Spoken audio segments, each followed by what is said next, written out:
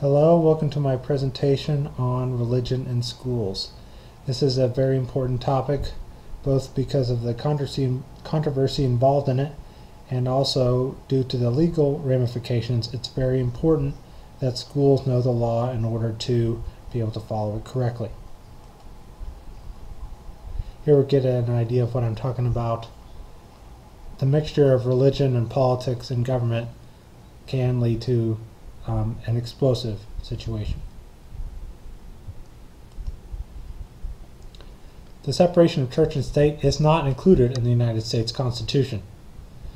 Nowhere in that document is mentioned the separation of church and state. However, very early on we have the court case Reynolds v. United States. In this case, it first established the separation of church and state. Reynolds was a Mormon who wanted to practice polygamy. The court ruled against him, stating that they cannot endorse his religion, therefore establishing the separation of church and state. Another important thing to consider in regards to religion in schools is the First Amendment, specifically the portion that states Congress shall make no laws respecting an establishment of religion or prohibiting the free exercise thereof. There's two important parts of that First Amendment in regard to religion: the Establishment Clause and the Free Exercise Clause. The Establishment Clause prohibits the state, and since the schools are a part of the state, it includes them, it prohibits schools from aiding a religion or showing preference for one religion over another. There's also the Free Exercise Clause, which says that schools and other parts of the state cannot interfere with the religious freedom of an individual. So this requires schools to remain neutral. They can't show preference to a religion, but they can't also interfere with someone's religion, so you have to remain neutral. You can't be for it or against it. There's a lot of issues regarding religious activities in schools. Public schools may not celebrate religious holidays. The courts have ruled that you cannot have a Christmas celebration or a Ramadan celebration or anything like that. In addition, worship or devotional services cannot be held during school. It can't be held during school time where participation is mandatory in a public school. If you want to have private devotions before school that's student-led, that is legal. All programs must serve a secular purpose. They must be educational rather than religious. So it is possible to have a Christmas program in which you're singing Christmas songs, but overall the purpose has to be educational and secular rather than religious.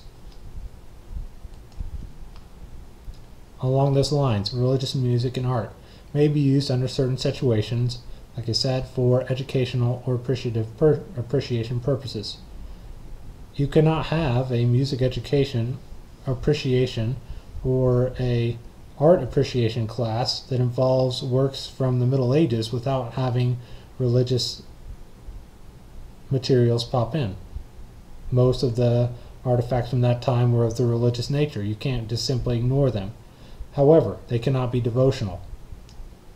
You can mention them, talk about the works of music or art, but you can't be promoting their religion while you're doing it. As far as distributing religious material, this cannot be done by school personnel because that is in violation of the Establishment Clause. You're establishing religion by doing that. It may be done by others in certain situations. Also, due to the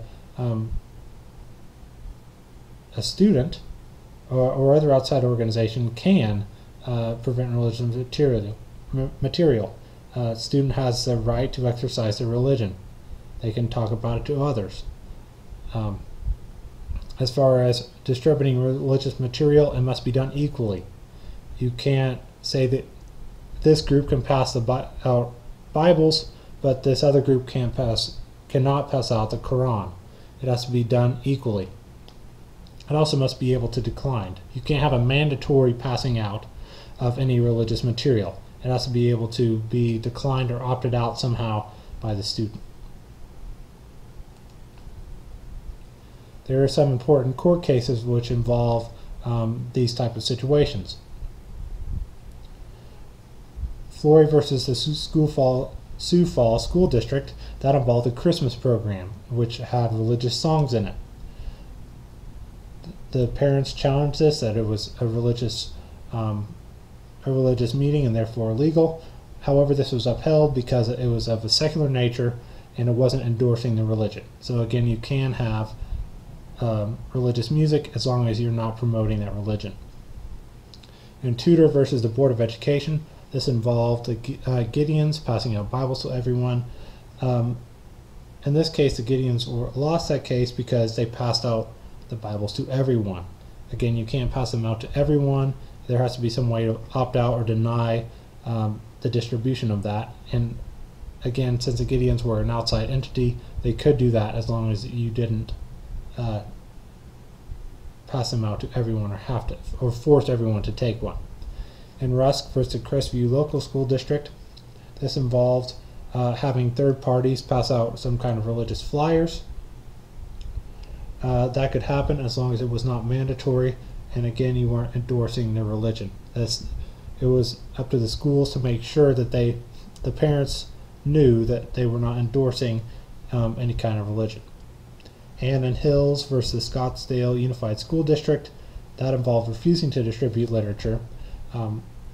The court found in that case they didn't have a right to refuse to distribute literature if they were passing out other similar things. They were passing out summer school flyers. That was legal if they could pass them out. Then they also had to be able to pass out some kind of religious flyers from a third party. Or along the same lines, if you're going to pass out literature on one religion, you have to allow it for all other religions as well.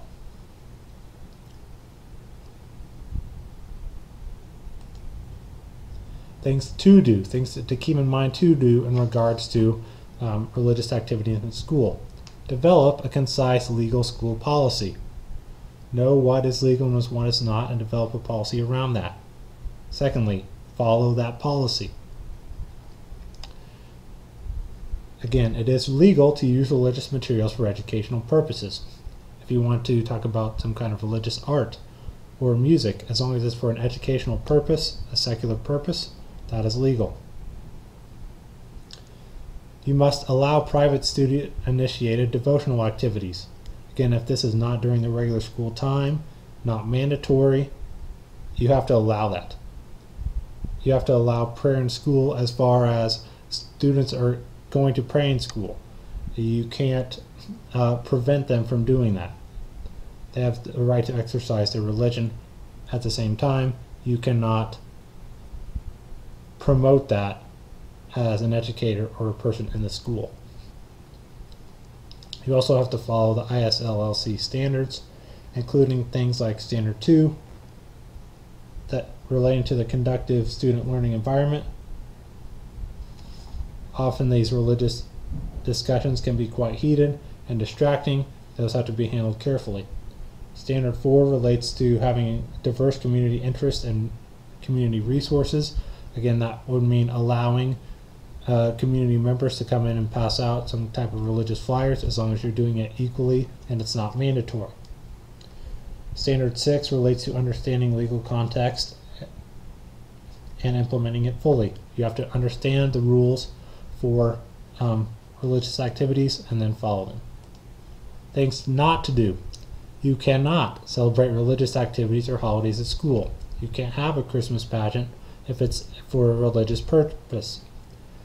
A school faculty member cannot lead prayer in school.